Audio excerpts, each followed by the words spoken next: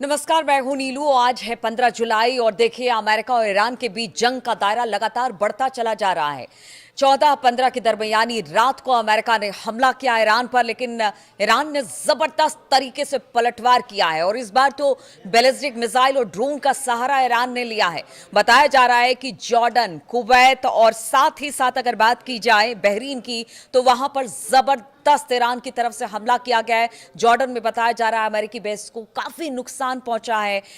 वहां की बिल्डिंग है, एयरबेस है, सब तबाह कर दिया है ईरान ने। और इसके अलावा अगर बहरीन और कुवैत की बात की जाए तो यहां पर भी जबरदस्त हमला ईरान की तरफ से किया गया है। देखिए, पहले अमेरिका ने हमला किया और अमेरिका ने दावा किया कि यह हमला धीरे धीरे और ज्यादा बढ़ेगा और उसी के जवाब में ईरान ने जबरदस्त हमला अरब मुल्कों पर किया है।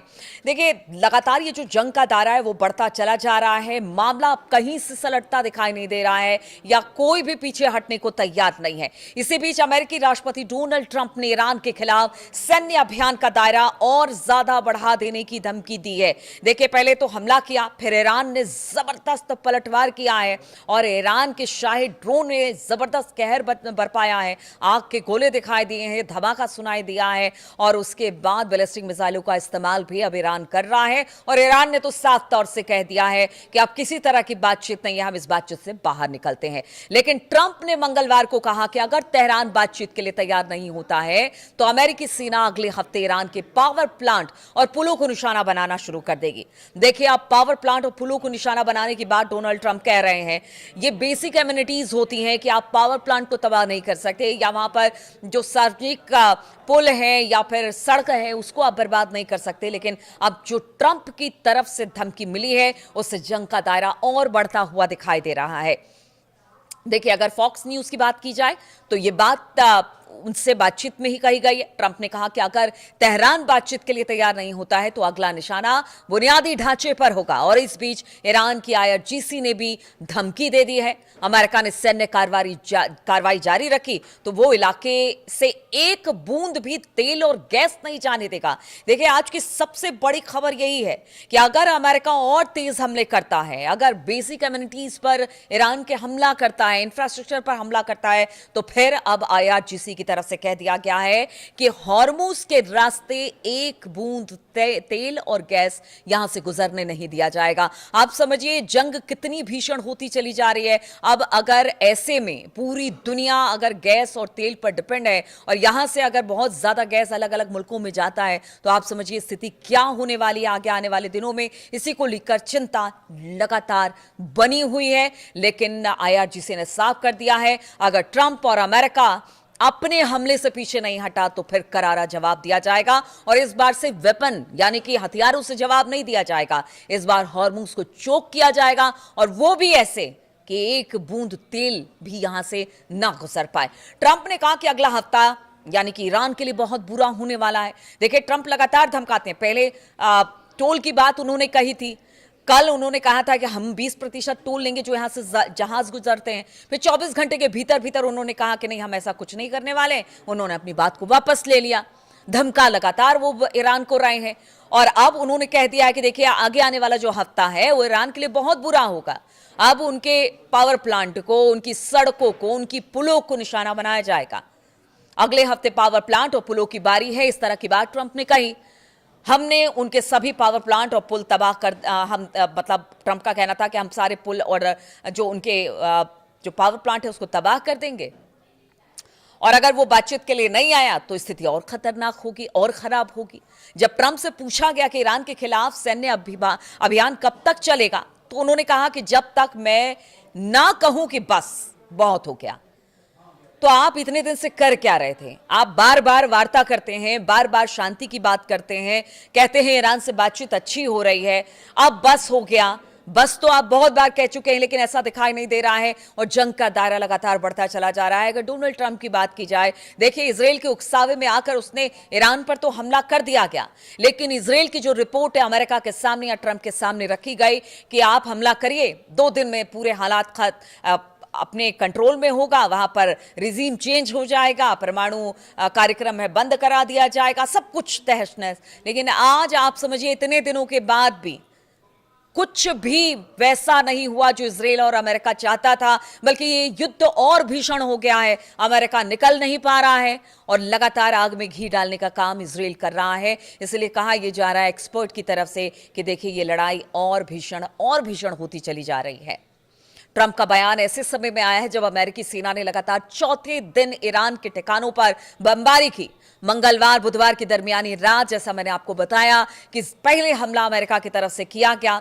ईरान के बंदरगाहों और तटीय इलाकों को निशाना बनाया गया। हमले में काफी ज्यादा नुकसान हुआ। ईरानी मीडिया के रिपोर्ट के अनुसार बंदर अब्बास और अहवाज शहरों में धमाके सुनाई दिए हैं और इसके बाद ही ईरान ने जबरदस्त हमला किया है अमेरिका के बेसिस पर जो अलग अलग जगहों पर बहरीन, कुवैत या फिर जॉर्डन के इलाकों में थे, उन सबको तबाह करने का दावा किया गया है। ईरान की नौसैनिक नाकेबंदी भी अब लगातार बढ़ा दी गई है और इसके साथ ही अमेरिका ने ईरान के खिलाफ नौसैनिक नाकेबंदी अपनी तरफ से भी लागू करने की बात की है। यानी एक तरफ आईआरजीसी लगातार स्ट्रेट ऑफ हॉर्मूज पर अपना जो सैन्य कार्रवाई है या फिर जो सैनिक क्षमता उसको बढ़ाने का काम कर रहा है, तो दूसरी तरफ नाकेबंदी की बात ईरान को लेकर अमेरिका ने कर दी है। अमेरिकी सेंट्रल कमांड ने इसकी पुष्टि करते हुए बताया कि अमेरिकी नेवी के 20 से ज्यादा युद्धपोत और सैकड़ों मिलिट्री एयरक्राफ्ट इलाके में तैनात कर दिए गए हैं। यानी फिर से वही स्थिति जो 28 फरवरी के बाद थी, एक बार फिर से वैसी ही स्थिति बनती दिखाई दे रही है। आप समझिए कि स्थिति कितनी भयानक होती चली जा रही है। देखिए, आज से पहले स्ट्रेट ऑफ हॉर्मूज खुला हुआ था, अब बात स्ट्रेट ऑफ हॉर्मूज पर ही आ गई है। अब लड़ाई स्ट्रेट ऑफ हॉर्मूज को लेकर अमेरिका कर रहा है। ये तो कभी एजेंडे में अमेरिका के था ही नहीं, क्योंकि ये स्ट्रेट ऑफ हॉर्मूज पूरी दुनिया के लिए खुला हुआ था। लेकिन अब यही हथियार बन गया है ईरान का, और अब इसी को लेकर एक और कह लीजिए कि चिंता अमेरिका ने पाल ली है। अब यहां पर वर्चस्व की लड़ाई यहां पर ईरान और अमेरिका के बीच में है।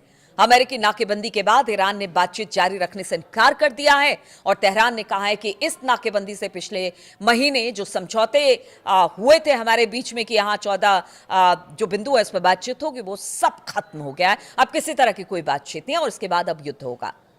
और युद्ध को रोककर बातचीत शुरू करने की बात से इनकार अब ईरान कर रहा है। उसका कहना है कि अब जैसे होता था ना कि आप बीच में युद्ध रोक देते थे, फिर कहते थे बातचीत होगी, फिर युद्ध आप छेड़ देते थे।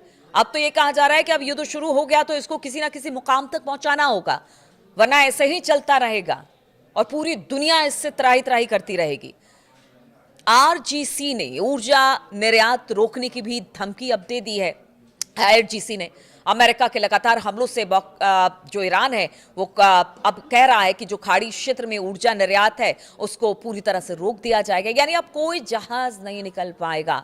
ईरान के सरकारी मीडिया के अनुसार इस्लामिक रिवोल्यूशनरी गार्ड कॉर्प्स यानी कि आईआरजीसी ने कहा कि जब तक इस इलाके में अमेरिका की बुरी हरकत जारी रहेगी, उसकी बुरी नीयत रहेगी, तब तक यहां से तेल और गैस की एक बूंद भी निर्यात नहीं की जाएगी। आईआरजीसी ने यह भी कहा कि अमेरिका के आक्रामक कार्रवाई का नतीजा केवल हॉर्मूज स्ट्रेट को फिर से खोलने में देरी इसी वजह से हो रही है कि अमेरिका अपनी नीयत से बाज नहीं आ रहा है। इसके साथ ही ईरानी बल ने कहा कि उसने अमेरिकी सैन्य कार्रवाई के जवाब में कुवैत, बहरीन में अमेरिकी ठिकानों पर हमले किए हैं और ये हमले तब तक जारी रहेंगे जब तक अमेरिका हमला करता रहेगा। अब ऐसे में आप सोचिए कि अगर अमेरिका नाकेबंदी लगाता है ईरान के लिए हॉर्मूज में, और दूसरी तरफ ईरान कहता है कि एक बूंद तेल और गैस यहां से नहीं जाने दिया जाएगा, तो आप समझिए कि ऊर्जा संकट कितना गहराने वाला है आगे आने वाले दिनों में। लेकिन अमेरिका है वो तो कह रहा है कि यहां से हमले और तेज होंगे। अगर हमले तेज होते हैं तो अभी तो ईरान ने बैलिस्टिक और शाही ड्रोन का इस्तेमाल किया है,